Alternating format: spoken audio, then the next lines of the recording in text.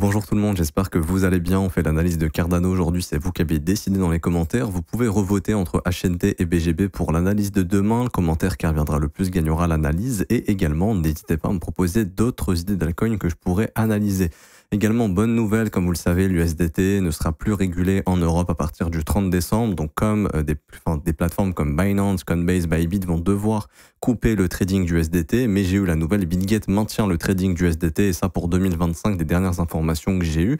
Donc, c'est une super bonne nouvelle pour ceux qui veulent continuer de trader en USDT. Pour ceux qui veulent se faire un compte Bitget, c'est gratuit. C'est le premier lien en commentaire épinglé. Tous les liens utiles concernant mon contenu, ça vous ramène sur cette page et via notre lien partenaire, vous aurez plein d'avantages ici, comme le fait d'obtenir jusqu'à 8 000 $ de bonus de trading en fonction du dépôt que vous allez faire, d'obtenir également 10% de déduction sur vos frais, d'obtenir également un accès éventuellement à la formation gratuite que j'ai mise en place et également au copy trading. Donc une fois que vous avez fait votre compte, j'accepte les conditions, vous créez un compte. Si vous souhaitez rejoindre le copy trading, par exemple, hier, le stratégie SPT a sorti 18 TP, elle a capturé le dip baissier. Le mouvement baissier, elle a réussi à shorter et également notre stratégie LIM ici qui a fait 6 TP hier. Si vous souhaitez avoir l'accès au copy trading, c'est gratuit. Il suffit juste de cliquer sur ce lien, ensuite rejoindre copy trading, prénom, email, vous mettez votre identifiant Bitget qui est composé uniquement de chiffres. Ça se trouve sur votre tableau de bord Bitget. Vous cliquez sur rejoindre et une fois que c'est fait, vous avez juste à regarder cette vidéo, enfin cette playlist de vidéos, configurer le copy trading, vous lancez la première vidéo et ensuite vous regardez les 3 autres. Il y en a pour 20 minutes et ça vous permettra de configurer les stratégies que vous pouvez voir ici. On vous explique tout on vous explique tout pas à pas. Et si vous souhaitez en savoir plus sur les stratégies, il y a également des vidéos ici qui vous ont été publiées, qui vous expliquent le fonctionnement des stratégies algorithmiques. Vous conservez 100% des gains et c'est 100% gratuit. Alors, pour revenir sur Cardano, ici, on est sur un actif qui a eu un très beau pump récemment. Encore une fois, je le redis tout le temps, la pire erreur, c'est d'être celui qui FOMO quand c'est vertical. Si vous voulez acheter un actif qui est vertical, votre premier réflexe doit être d'attendre très souvent un retracement en zone de rechargement. Okay, donc vous prenez votre précédent mouvement qui a mené lieu à cette impulsion, vous tracez un FIB et là, votre zone d'achat sera localisée plutôt entre 67 centimes ici et 49 centimes. Alors encore une fois, ça ne veut pas dire que le prix va revenir ici. Des fois, il arrive que le prix n'y revienne pas. Si le prix n'y revient pas, par exemple, il y a deux possibilités de fonctionner. Si vous en voulez absolument, vous êtes dans une optique, ok, investissement long terme, j'ai raté mon entrée, c'est parti sans moi, ok. Ce qui est possible de faire, c'est d'acheter une première fois, mais de se dire, ok, si je comptais par exemple investir 500 $, au lieu de mettre mes 500 $ tout en haut, je mets par exemple 200 $ et je me dis, ok, je garde 300. Comme ça, si ça continue de monter, bon bah j'ai mes 200 $ qui vont me faire gagner un peu d'argent. Mais si ça continue de monter et que d'un coup il y a un dip assez fort, j'ai encore mes 300 $ qui vont me permettre d'acheter la zone de rechargement. Et donc là, c'est la future zone d'intérêt majeur pour recharger massivement sur Cardano. Je ne sais pas si on va y revenir, mais en tout cas, si jamais le prix vient perdre ici cette imbalance weekly, vous voyez qu'on a là, qu'on est en train de bosser, on a une énorme mèche et cette semaine, on est en train de travailler encore cette zone. Si elle saute, le prochain point d'intérêt sera ce plus bas ici à 70 centimes, qui va correspondre au 61,8, donc du coup à 67 centimes. Okay, ce qui sera une zone très intéressante pour pouvoir recharger. Je diminue l'unité de temps ici en daily. Et si jamais on vient chercher cette zone, en fait, vous allez voir probablement le prix pendant peut-être plusieurs jours poser un bottom comme ceci avant de pouvoir repartir et redéclencher une phase haussière. Ce qui est intéressant, il y a un site que je vous recommande d'utiliser, c'est CoinMarketCal, donc pas CoinMarketCap, mais CoinMarketCal, ici. Et en fait, il vous répertorie toutes les news. Donc là, pour cette fin d'année 2024, il y avait des news ici. Et ce qui est intéressant, c'est que pour 2025, le premier trimestre, il y a le CIP 1694 votes. Donc moi, je suis pas trop Cardano, je sais pas trop à quoi ça correspond. N'hésitez pas à me le dire en commentaire pour ceux qui suivent le projet. Cardano sera également à la Blockchain Forum 2025 qui va se dérouler du 23 au 24 avril.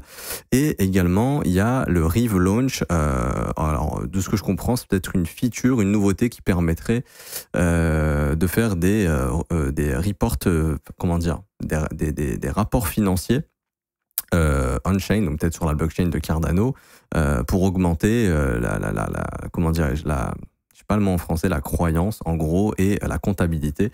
Donc en gros, faire des sortes d'audits, si je comprends bien, sur la blockchain de Cardano, à moins que ce soit Cardano eux-mêmes qui fassent ce genre d'audit, je sais pas trop en soi ce qu'ils veulent dire ici, mais pour ceux qui suivent le projet, n'hésitez pas à nous le dire. La news a été ajoutée le 20 décembre, donc en gros, il y a des événements fondamentaux qui devraient arriver pour 2025 sur Cardano.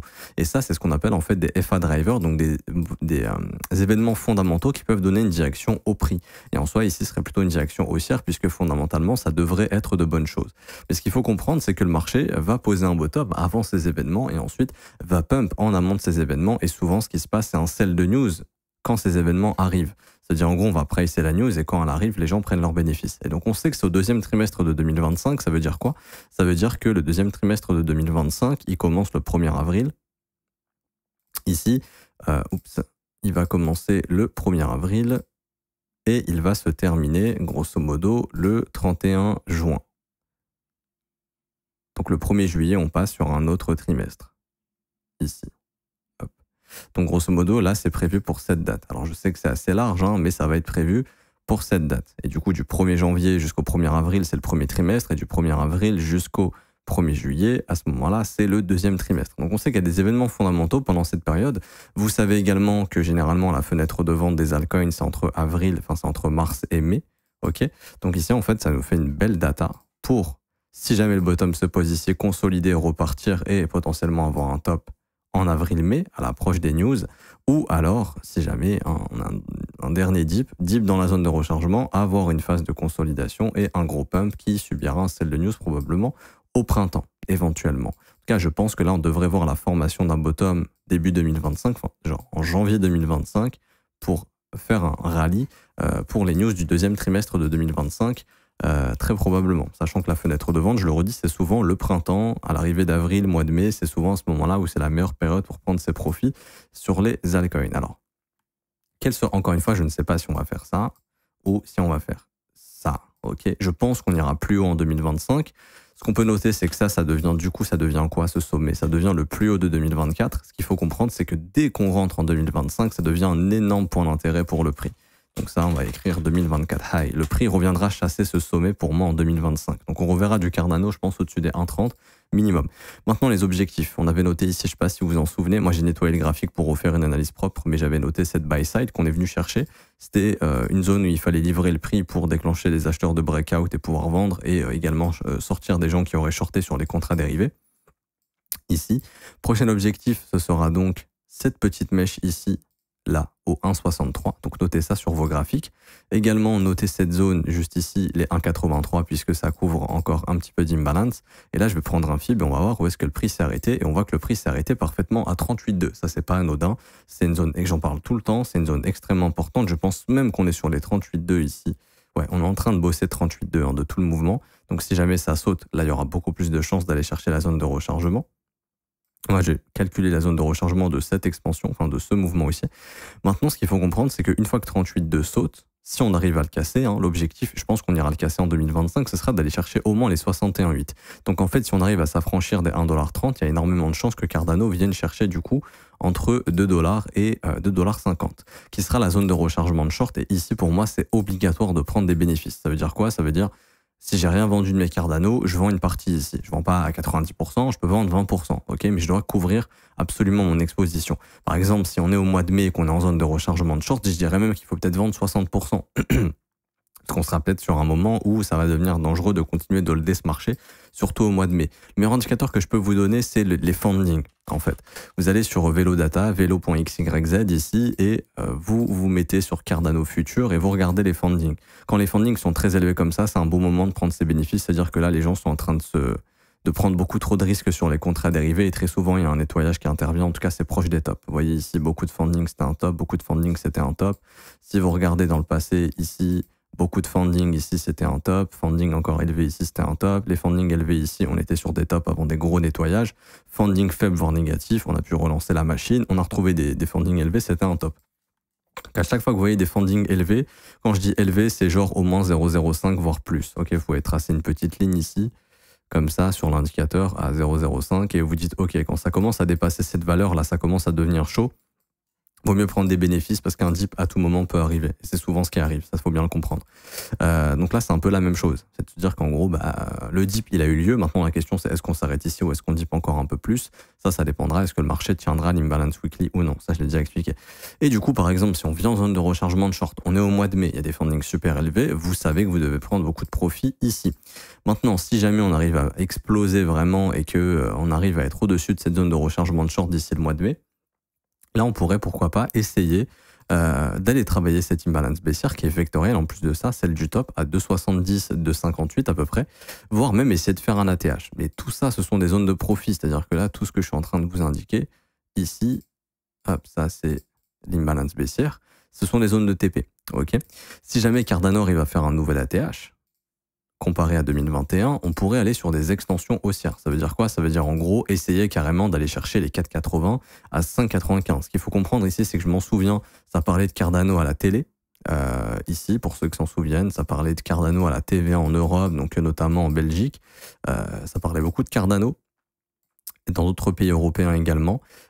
Quand les gens vont commencer à en parler, vous savez aussi que c'est pas le meilleur moment de rester holder. Ok? Donc ça, il faut s'en débarrasser. Quand les gens commencent à en parler à la télé, surtout des médias mainstream, c'est pas très bon. Maintenant, on voit que Cardano avait fait un top en 2018, qu'il a réussi à faire un nouveau cycle haussier en 2021. On verra si Cardano pourra refaire un cycle haussier du coup en 2025.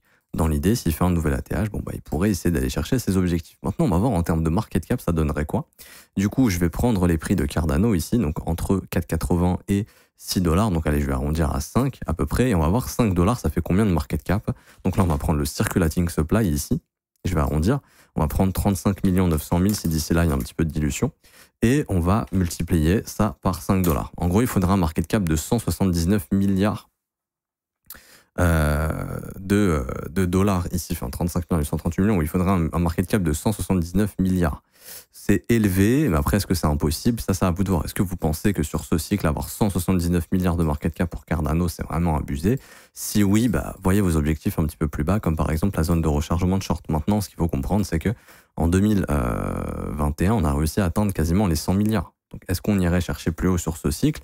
En théorie, si c'est un actif qui reste majeur de l'écosystème et qu'il arrive à faire partie des mastodontes, oui, il pourrait éventuellement aller faire un nouvel ATH en 2025. Mais ce qu'il faut comprendre, encore une fois, c'est que ça commence à être assez haut au niveau des extensions.